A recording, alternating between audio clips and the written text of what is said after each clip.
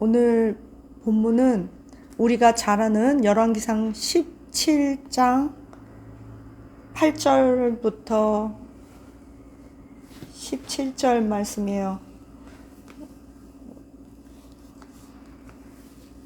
엘리야와 사르밧 과부의 이야기입니다.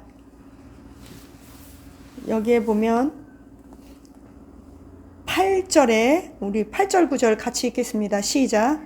여호와의 말씀이 엘리야에게 임하여 이르시되 너는 일어나 시돈에 속한 사르밧으로 가서 거기에 머물라. 내가 그곳 과부에게 명령하여 내게 음식을 주게 하였느니라. 하나님은요, 모세를 통해서도 어떤 사명을 주고 명령하실 때 또한 엘리야에게도 마찬가지고 답을 가르쳐 주세요. 어디로 가라? 무슨 일이 일어날 것이다. 그런데 여기에 과부 집에 가래요. 근데 그 과부가 어디에 살았냐? 시돈에 속한 사르밧이에요. 이 지역이 굉장히 중요한데요. 시돈과 사르밧인데 이 사르밧이라는 도시가 시돈에 속했어요. 그러니까 시돈 땅이 더 큰 거예요. 쉽게 얘기하면 캘리포니아 주 안에 있는 로스앤젤레스 시, 마찬가지로 서울에 있는 창동 뭐 이렇게 마찬가지로. 그러면 이 시돈이 어떤 땅이냐? 시돈은 북이스라엘 땅 중에서 가장 우상 숭배를 가장 많이 하던 땅이에요. 그리고 이 우리가 잘 아는 그러니까 그 이세벨이 아주 나쁜 왕비잖아요. 아합 왕의 부인으로서. 근데 이 이세벨이 그 전 북이스라엘 사람들로 하여금 바알 신을 섬기게 했단 말이죠. 그런데 이 이세벨의 아버지가 누구냐? 시돈의 왕이에요. 왕. 시돈 땅의 왕이에요. 그리고 바알을 섬기는 제사장이었어요. 그 바알 제사장의 딸이 이 이세벨이거든요. 그러면 이 시돈 땅에 속한 사르밧, 그러면 이 사르밧과 시돈 땅은요, 다시 말하면 우상 숭배 중에서도 더 우상 숭배가 사르밧 땅이에요. 그리고 이 도시는 항구도시이기 때문에 무역을 해가지고 굉장히 경제, 정치, 무역, 문화의 중심지였어요.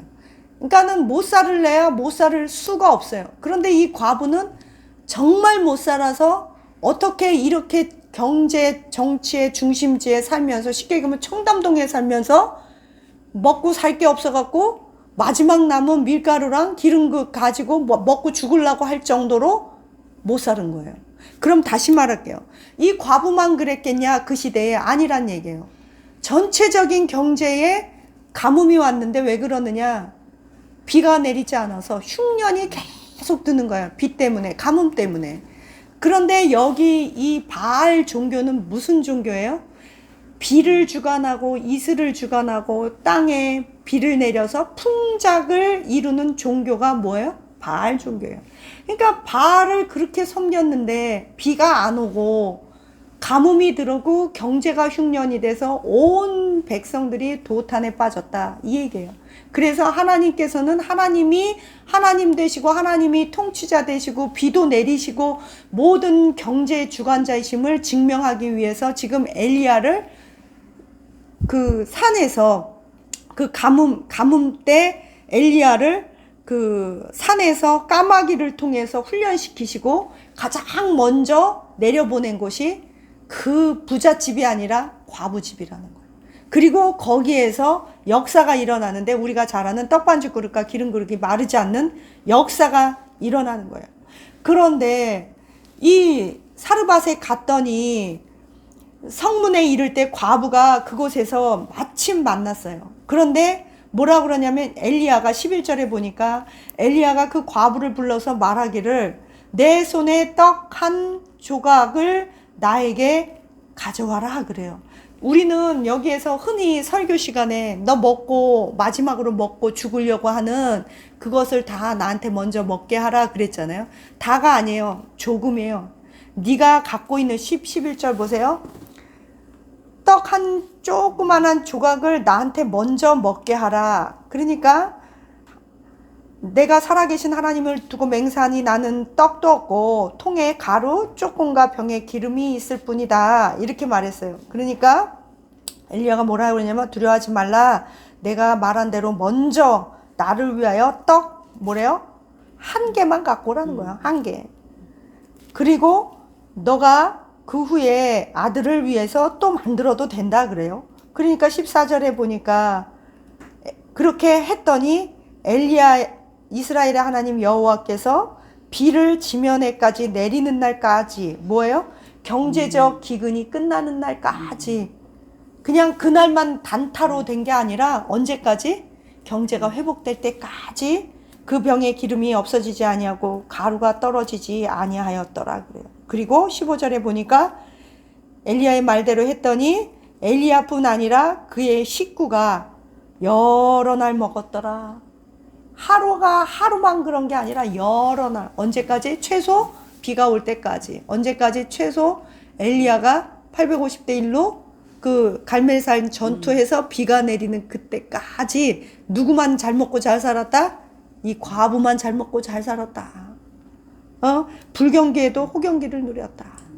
그 출애굽 당시에도 전 애굽 땅에 메뚜기, 재앙 막 내려 우박 막 내렸잖아요. 근데 어디만 안 왔다?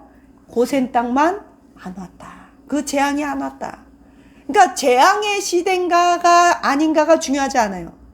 하나님이 나와 함께 하느냐, 하나님의 역사와 기적이 나와 함께 하느냐 안 하느냐가 중요한 거예요. 호경기 때는 누구나 다 호경기예요. 그런데요, 하나님의 재앙이 임하는 사람들은 호경기라도 그 호경기의 혜택을 못 받아요. 그런데 하나님의 사람은요, 다 가뭄이에요. 다 불경기예요. 다 메뚜기와 우박이 내리고 싹쓸이하는 어떤 재앙이 있어요. 그런데 하나님의 사람만 피해가요. 하나님의 사람은 그 시간에도, 불경기의 시간에도 밀가루와 기름이 있어서 잘 먹고 잘 살았더라. 이 얘기예요. 그런데 그 다음이 문제예요. 17, 18절에 보면 그럼 기적이 이렇게 일어난 다음에는 어떻게 돼요? 흔히들 백설공주와 왕자님의 이야기처럼 백설공주와 왕자님이 결혼해서 행복하게 잘 살았대요 라고 인생이 해피엔딩으로 끝나면 얼마나 좋겠어요. 그런데 인생은 그렇지 않아요. 바로 그 기적 다음에 무슨 일이 일어나요? 아들이 죽어요, 아들. 그러면서 이 여자가 18절에 이렇게 말해요. 당신이 더불어 나와 무슨 상관이 있기로 뭐가 내 죄가 생각나게 하시며 또 내 아들을 죽게 하려 하십니까? 그래요. 인간은요, 이렇게 잘 먹고 잘 살 때는요, 고맙단 말도 없네, 여기에. 그런데 아들이 죽으니까 한다는 소리가 자기 죄가 생각났으면 어떻게 하면 돼요? 회개하면 돼요. 그런데 왜 나를 괴롭게 하냐고 또 원망을 누구한테 해요? 자기를 살려준 엘리야한테 하는 거예요. 여기서 어떤 죄인지는 성경에 언급하고 있지 않아요. 그런데 저는 분명하다고 생각을 유추해 볼 수 있어요. 어떤 걸 유추해 볼 수 있냐? 바알 종교는 어떤 종교예요? 바알 종교, 음란한 종교. 이방 그 제사장들 이 바알 성전에 가면 남창도 있고 여창도 있어서 막 그룹 집단 그룹 성관계하고 막 그래갖고 그거를 보고 바알이 기분이 좋아갖고 비를 내린다. 이런 말도 안 되는 이당 사이비 종교거든요. 지금도 그래요? 지금도 그러죠. 그런 생각을 하고 다산 그런 종교 있으면 안 믿을 사람이 어디 있겠어요. 막말로 남자들은 다 글로 가죠. 그래서 사사기 때 가나안 땅에 가갖고 그 바알 아세라 때문에 망한 거 아니에요. 유다도 그래서 그렇게 망한 거예요. 유다도 그래서 다말이 나온 거고, 다말이 창녀처럼 옷을 입었다는 건 바알 신전에서 일하는 창녀 옷을 입었다는 거거든요. 유다와 다말도.